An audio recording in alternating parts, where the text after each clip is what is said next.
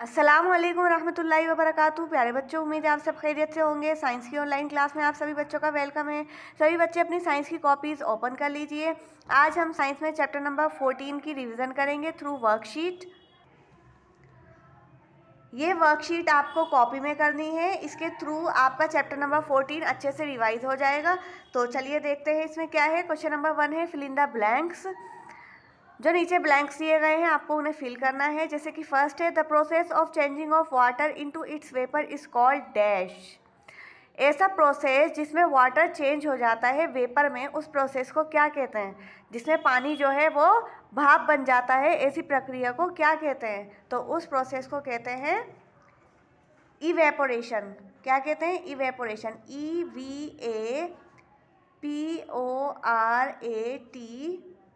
EVAPORATION, evaporation. उसके बाद है next second the process of changing water vapour into the process of changing water vapour into water is called dash.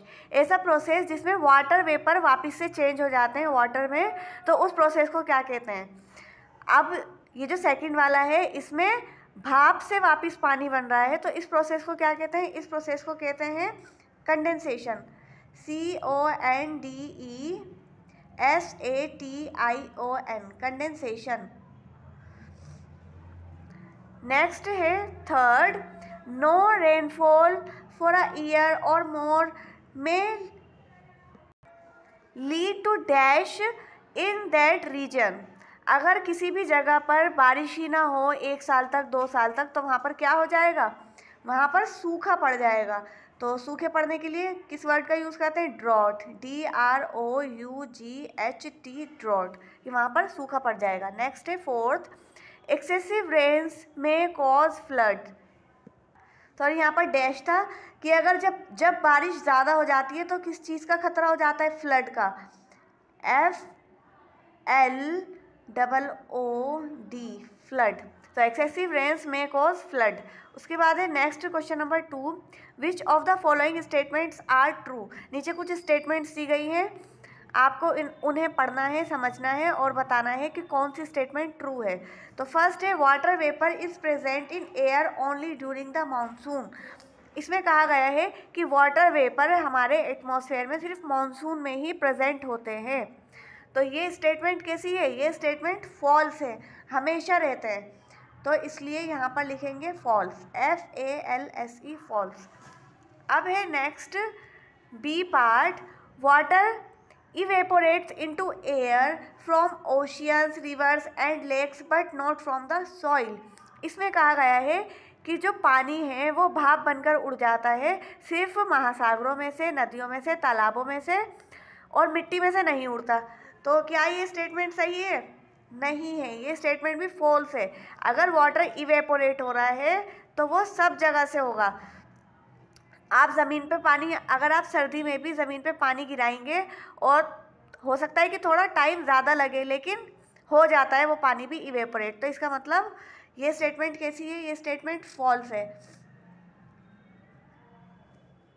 क्योंकि evaporation का process तो 24/7 चलता रहता है, 24 घंटे। वो बात अलग है कि हीटिंग जिस टाइम पर सूरज निकलता है उस टाइम पर इवेपोरेशन का जो प्रोसेस है वो बहुत ज़्यादा हो जाता है। अब है next C part the process of water changing into its vapour is called evaporation.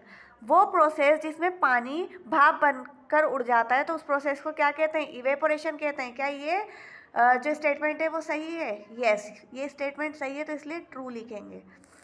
The process of water changing into its vapor is called evaporation. Next है D part. The evaporation of water takes place only in sunlight. इसमें कहा गया है D वाली statement में कि evaporation जो होता है पानी का, क्या वो सिर्फ सनलाइट में होता है? तो ये कैसी है स्टेटमेंट? ये फॉल्स है। सनलाइट में तो ज़्यादा होता है, यानी बहुत स्पीड से होता है, लेकिन जैसे कि मैंने अभी आपको पहले भी बताया था कि वो हमेशा होता ही रहता है। चाहे रात में भी आपकी ज़मीन पर पानी गिरे, जब आप सुबह उठकर देखेंगे तो वो सब सूख जाएगा, यानी कि वो सारा इवेपोरेट हो जाएगा। तो इसलिए यहाँ पर फॉल्स लिखेंगे। नेक्स्ट है E part, water vapour condenses to form tiny droplet of water in the upper layers of air where it is cooler. अब इस स्टेटमेंट में आपसे कहा गया है कि जो पानी भाप बनकर हमारे एटमॉस्फेयर में चला जाता है, जो वाटर वेपर है, जब वो कंडेंस होते हैं यानी जब वो ठंडे होते हैं तो वो टाइनी ड्रॉपलेट में चेंज हो जाते हैं।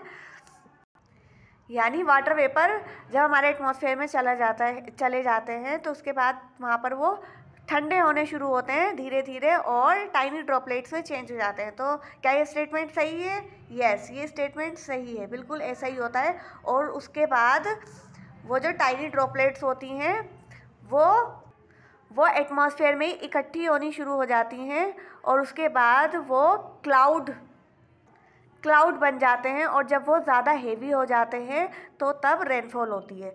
तो इसी के साथ चैप्टर नंबर 14 की ये जो रिवीजन वर्कशीट है वो कंप्लीट होती है। उम्मीद है आपको समझ आया होगा। Thank you very much. अस्सलाम वालेकुम रहमतुल्लाहि व बरकातुहू।